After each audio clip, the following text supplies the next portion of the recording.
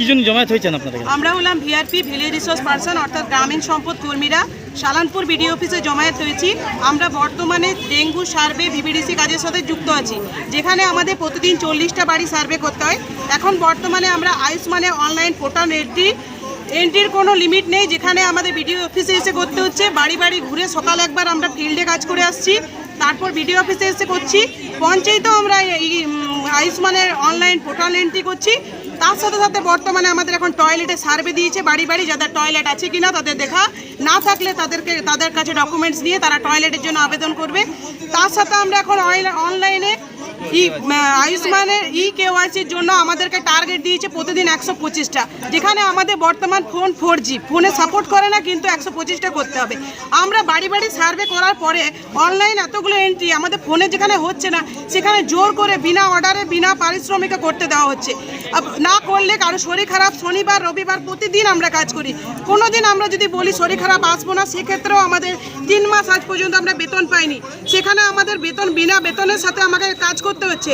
কাজ করার পরেও বলা হচ্ছে যে না, তোমাদের শরীর খারাপ হলো, শরীর খারাপ সত্ত্বেও আসতে হবে। আমাদের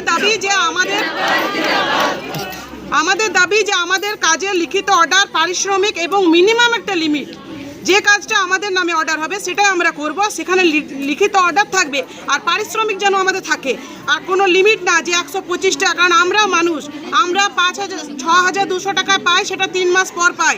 সেটা আমরা ভাড়া টাড়া কিছু আমরা নিজেদের কোনো রকম খরচ চালাতে পারি না। সেখানে আমাদের এত কাজ ফিল্ডে ঘুরতে হয় গাড়ির তেল খরচ করে করে, সেখানে আমাদের এত কাজের চাপ।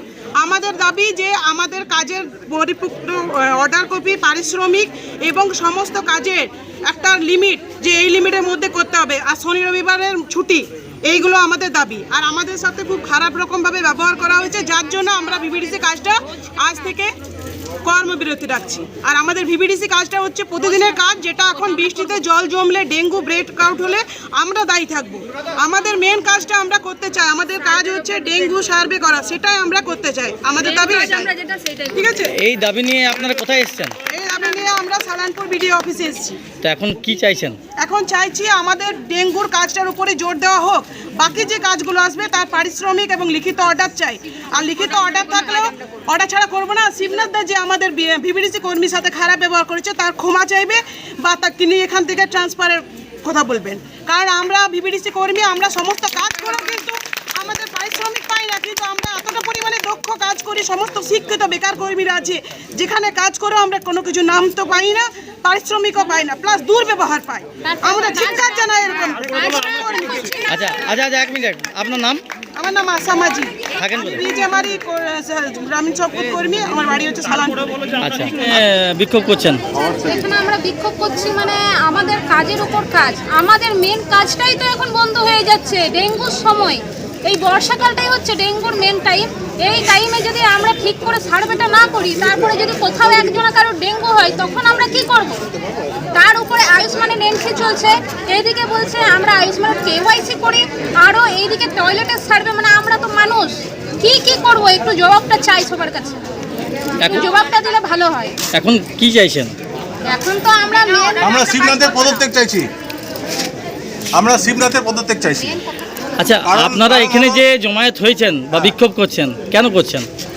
আমাদের অনেকগুলো কারণ আছে, যার মধ্যে একটা হচ্ছে যে আমরা 3 মাস ধরে 3 মাস পেরিয়ে গেছে, আমরা কোনো পারিশ্রমিক পাইনি। আমাদের সবারই আর্থিক অবস্থা খুবই খারাপ, এমন অবস্থায় চলে এসছে। দ্বিতীয় অবস্থা হচ্ছে যিনি আমাদের কাজের দায়িত্বে আছেন, শিবনাথবাবু, তার ব্যবহার আমরা দুর্বিষহ হয়ে উঠেছি। এরপর যে কোনো মানে হয়তো ভিভিডিসি কর্মীর যে কিছু একটা ঘটে যেতে পারে। কিছুদিন আগে একটা আশা কর্মীর ঘটেছে, ইনার দৌরাত্রিতে আমাদের মধ্যে যে কোনো দিন ঘটতে পারে।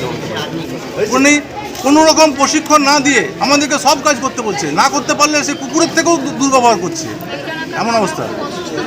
যার বাবা অসুস্থ মারা গেছে, তাকেও পর্যন্ত বলছে এখানে কাজ করতে হবে, এরকম অবস্থা।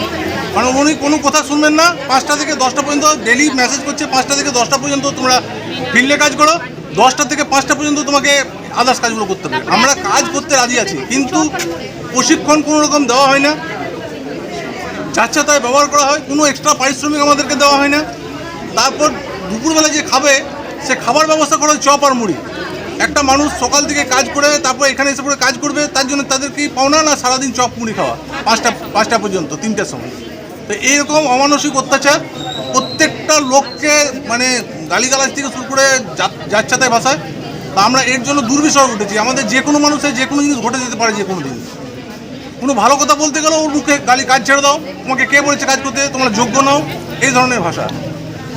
এই ইদানিংকালে আমাদেরকে যে 125টা করে ইকোয়াসি করতে বলেছে, প্রত্যেকজনকেই 125টা করে পার জিপি 1000 টাকা করে ইকোয়াসি করতে বলছে। আমার মনে হয় কোনো খুব ভালো অপারেটারও এটা করতে পারবে না। তো এই কেন বিনা অর্ডারে আমাদেরকে কেন চাপিয়ে দেওয়া হচ্ছে? কিছু হলে প্রশাসনিক ভাবে দেখে নেওয়া হবে, এইসব থ্রেট দেওয়া চলছে। এখন আপনারা কোথায় এসেছেন? এখন আমরা বিডিও অফিসে এসেছি, সালানপুর বিডিও অফিসে।